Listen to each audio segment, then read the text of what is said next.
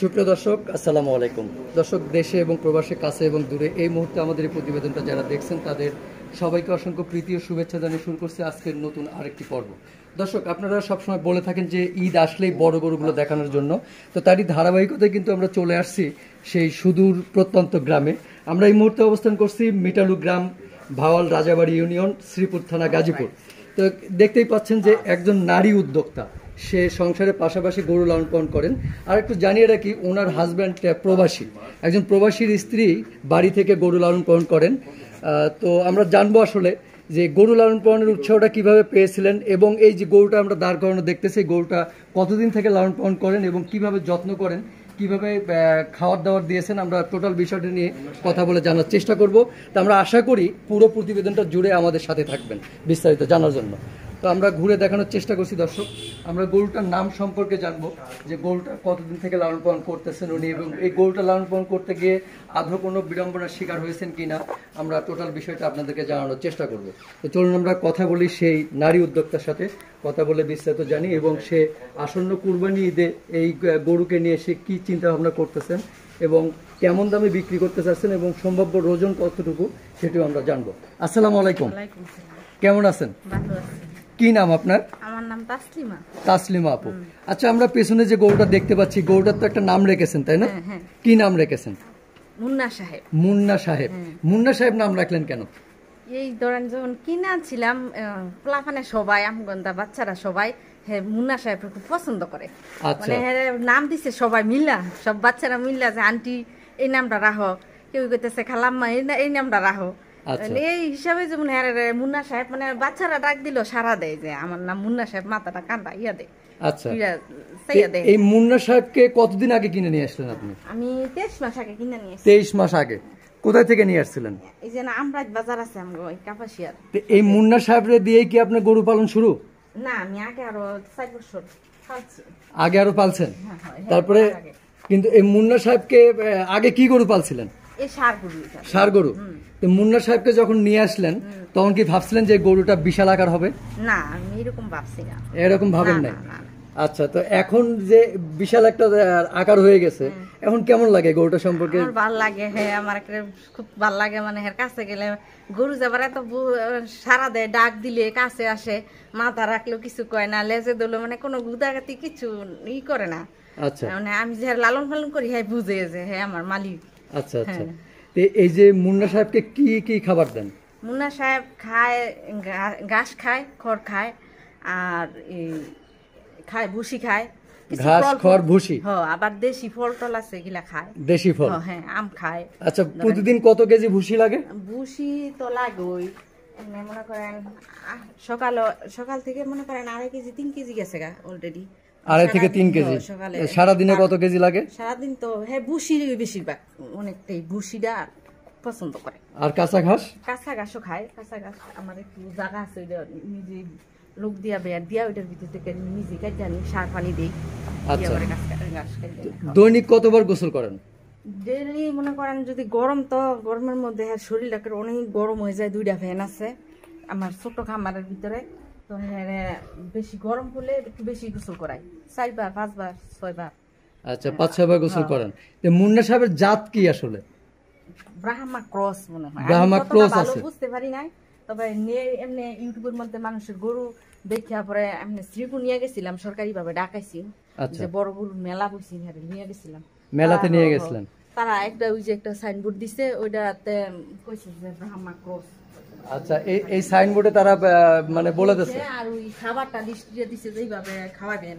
আচ্ছা, গরু লালন পালন করবেন, তো তাকেও নিয়ে হইলেছি, তারা সব লেকশন করছে।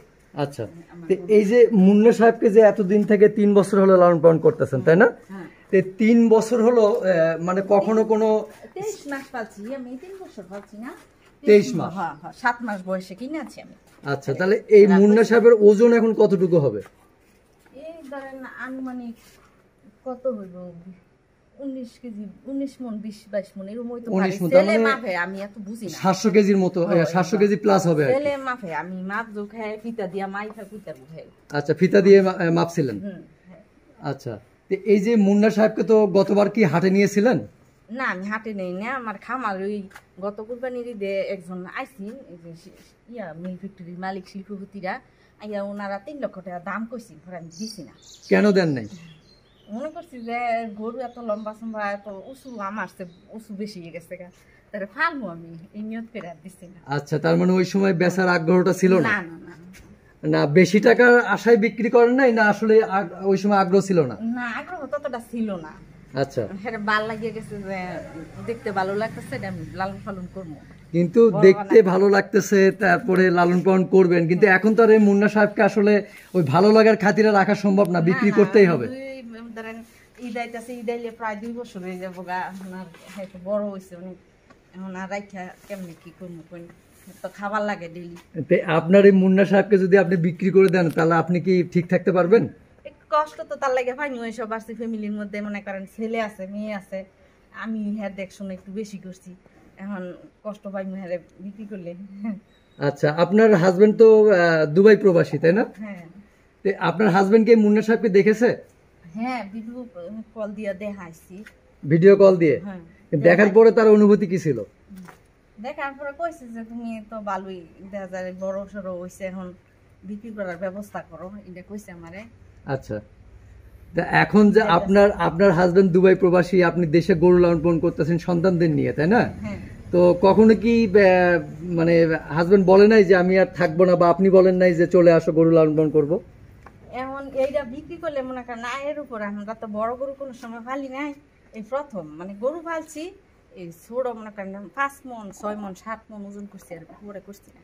তো এখন বড় গরু লালন পালন করছি, এখন এটা বিক্রি করলে যদি আয়ের প্রতি একটু বেশি, তারপরে চিন্তা ভাবনা আছে আর কি। তাহলে হাজবেন্ডকে নিয়ে আসবেন? হ্যাঁ, পরে চিন্তা করবো। আচ্ছা, আমরাও আশা করি, দর্শক শুনলেন যে ওনার শখ যে গরু লালন পালন করে এই গরুটা মুন্না সাহেবকে বিক্রি করে যদি সে কাঙ্ক্ষিত মূল্য পায়, তাহলে তার হাজবেন্ডকে সে দেশে ফিরিয়ে নিয়ে আসবে, সে আশা তার।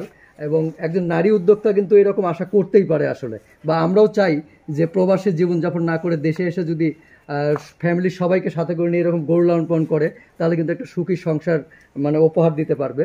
তা আমরা এই মুন্না সাহেবকে কেমন দাম চাচ্ছেন আপনি? দাম সামনাসামনি মনে করেন আসবো, আসলে দেখবো, এই অনুযায়ী মনে করেন পরে গেলা, মানে আপনি ওইভাবে চাচ্ছেন না? দর্শক, আসলে মুন্না সাহেব একটু দুষ্ট, মাঝে মধ্যে একটু দুষ্টমি করে। আমরা দামটা, সম্ভাব্য দামটা জানার চেষ্টা করব, যে উনি আসলে দাম চাচ্ছেন না। ওনার কথা হলো যে কোনো ক্রেতা যদি মানে ক্রয় করতে চান, তো সামনাসামনি এসে যদি পছন্দ হয়, তাহলে দাম দর বাঁচবে না, এই তো বলতে চাচ্ছেন নাকি? তা আপনি যদি এই মুন্না সাহেবকে ন্যায্য মূল্যে বিক্রি করতে পারেন, তাহলে কি সামনে আরো বড় গরু লালন পালন করবেন? হ্যাঁ, যদি ন্যায্য মূল্যে বিক্রি করতে পারি, তাহলে বড় গরু পালন করব। বড় গরু পালন করবেন? মনে করেন সমানে সমানে থাকে, খাবার টাবার তো দাম বেশি, ভুসির দাম অনেক বেশি, এখন যদি মনে করেন না ইয়া হয়, লাভবান না হয়, তাহলে আর বড় গরু কোন সময় আর বড় গরু পালবেন না? বড় গরু পালা ছেড়ে দেবেন? হ্যাঁ, ছোটখাটো গরু মনে করেন ছোট গরু পালবেন এরকম। আচ্ছা, 2-4-5 মনে গরু লালন পালন করবেন। তা আমরা আর শেষ করব। তা আপনার এই গ্রামে একটু এদিকে আসেন আপা, যদি এই গ্রামে আসতে চায় কেউ, কিভাবে আসবে একটু বলবেন? এই গ্রামের নাম হচ্ছে মিটালু, ধরেন রাজাবাড়ি ইউনিয়ন পড়ছে, শ্রীপুর জেলা, গাজীপুর শ্রীপুর থানা। আচ্ছা, আর মোবাইল নাম্বার আমার ছেলে আছে, দিয়ে দিব, অসুবিধা নাই। আচ্ছা, মোবাইল নাম্বার আমরা পেয়েছি দর্শক, উনি আসলে বলতে পারতেছেন, তো আমরা মোবাইল নাম্বারটা ডিসক্রিপশনে দিয়ে দিব এবং ভিডিওর মধ্যেও থাকবে। তারপর আমরা মুখে বলার চেষ্টা করছি যে ওনার সাথে যদি সরাসরি যোগাযোগ করতে চান, তাহলে এই নাম্বারে যোগাযোগ করবেন, যে 013047753002। আমি আবার বলছি নাম্বারটা 013047753002। এই নাম্বারে যোগাযোগ করে আপনারা সরাসরি কথা বলে এখানে আসতে পারবেন। তা আমরা ঠিকানাটা উনি বললেন। তো দর্শক, আমাদের সার্থকতা কিন্তু সেইখানেই, যে আপনারা যদি কাঙ্ক্ষিত মূল্যে এই নারী উদ্যোক্তাদের গরুগুলো ক্রয় করেন আসলে, তাহলে কিন্তু তাদের কষ্ট সার্থক হবে এবং আরও নারী উদ্যোক্তা তৈরি হবে, পাশাপাশি দেশের বেকারত্ব দূর হবে।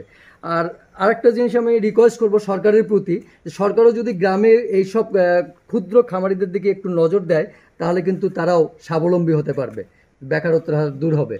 তা আমরা আজকের মতো দর্শক এখানে শেষ করতে যাচ্ছি। পরবর্তী প্রতিবেদন বা পরবর্তী ভিডিও পেতে লাইক, শেয়ার, কমেন্ট এবং সাবস্ক্রাইব করে আমাদের সাথেই থাকবেন। সবাইকে অসংখ্য ধন্যবাদ। আসসালামু আলাইকুম।